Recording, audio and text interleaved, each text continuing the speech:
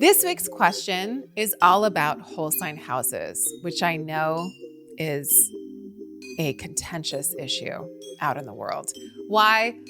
Because a lot of different house systems have been more popularized on the internet before the whole sign houses reemergence or renaissance, we could say, happened.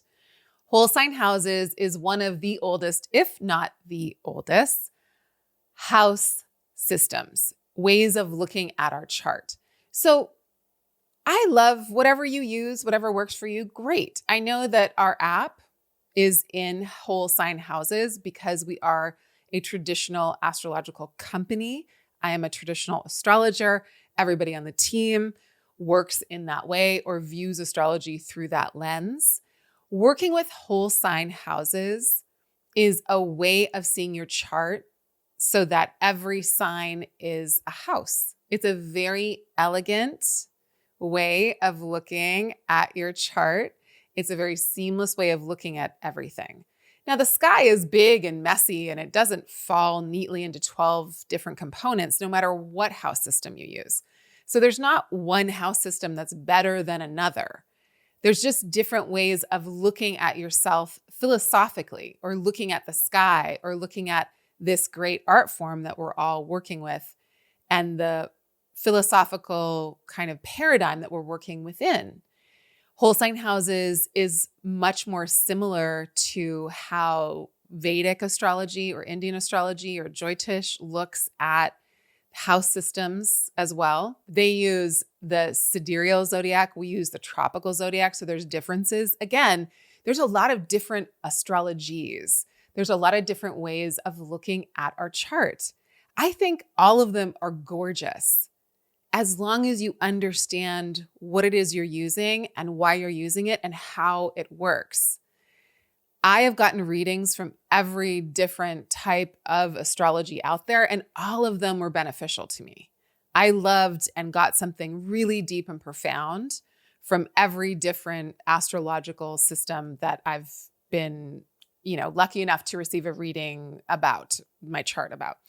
I love every single different house system.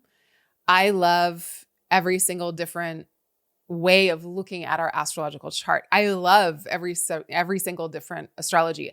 I might not totally philosophically resonate with it, but I think every one has its own gem and has its own beauty and has its own elegance. I mean, every single astrological tradition has its own wisdom. And I think it's about going to the person that's deeply rooted in that tradition or deeply rooted in that way of seeing that you get the most from. I'm deeply rooted in traditional astrology because my main teacher, Demetra George, taught it to me, and it made the most sense to me, and it actually radically changed my life. Learning traditional astrology changed the trajectory of my life, because it was the first time, and I had studied astrology for so long, like decades. It was the first time I felt like I really actually fully understood it. And that's the thing. Each astrological system will make sense to different people. And it's our job just to find whatever it is we resonate with. Whew, that was a really long-winded way of saying this person wrote in asking if working with whole sign houses will change the attributes of their sun sign, or I think they meant the significance of their sun sign. And no, it doesn't change the attributes of your sun sign at all. It might shift your sun from one house to a different one. And this is a thing, like people get really upset. People get really upset when they look at their chart and their planets are in different houses. I get it.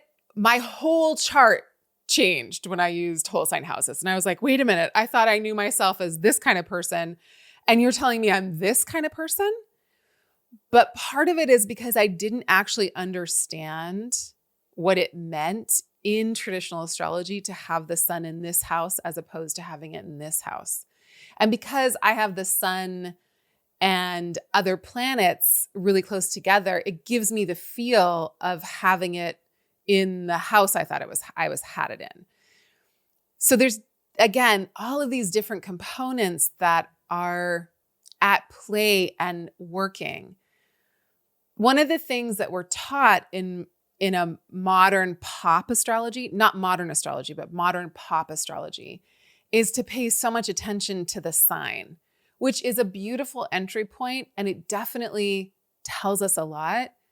But it's about so much. Our astrology in your chart is about so much more than your sun sign. And so if I tell you to read or listen to your horoscope through your rising sign, I'm not diminishing the power of your sun or the power of your sun sign. No one and nothing can do that. That is, in and of itself, exceedingly important. The sign that your moon is in, exceedingly important. The luminaries, the sun and moon, exceedingly important. Nothing can diminish their importance. But the rising sign tells you when exactly you were born, and it sets up the entire system of your chart. I kind of say this in every single Ask Me Anything, so a lot of you are probably getting sick of me saying it, but here we are. A lot of the questions kind of revolve around this because we're taught to look at ourselves through our sun sign or through signs, which, again, it's one lens. It's one little scope, and it's kind of narrow. And so I'm asking you to broaden your scope of understanding when I say the whole sign houses tell us where everything is in relationship to your rising sign. And some people might think that that's a simplistic way of looking at it because it makes every sign a house, whereas quadrant based house systems will cut things up in different ways. And some people have like 3 or 4 signs in one house, and it makes things look very different. So my invitation to you is this: really deeply learn about what it means in whole sign houses to have your sun in this house, and then really deeply learn what it means to have it in the other house. And instead of trying to fit it into make sense to you, see what each system is actually telling you. Stop reading into your chart and read out of it.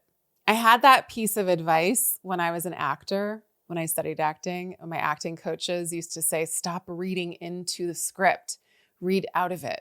Stop making everything about you and how you think it should be. Instead, read what is actually there and see what else you can learn about this character. So instead of you trying to make your chart fit into your idea of who you are or what your life should be, it might be telling you something else. It might be telling you like, hey, yeah, I get that you're good at this, but you actually need to go over there in order to feel like you're living a life of purpose, in order to feel like you're successful, in order to feel like you really landed it this time. So that's my invitation to you. Play around with it. Don't get too stuck in any kind of house system. Of course, if you're in the Chani app, you're going to just be learning about your chart through whole sign houses. And I promise you, it is compatible with other astrologies. I know my chart in a lot of different systems, and I can be like, yeah, that totally makes sense. I don't need to see it through that lens because I get the same information through this system, just in different ways. But I can see how those things resonate. And that doesn't mean that everything resonates, but it means that the specific constellation that I was born under is what it is. And then when we landed inside a house system, it might fall slightly this way or slightly that way, but the planets are still configured in the same way.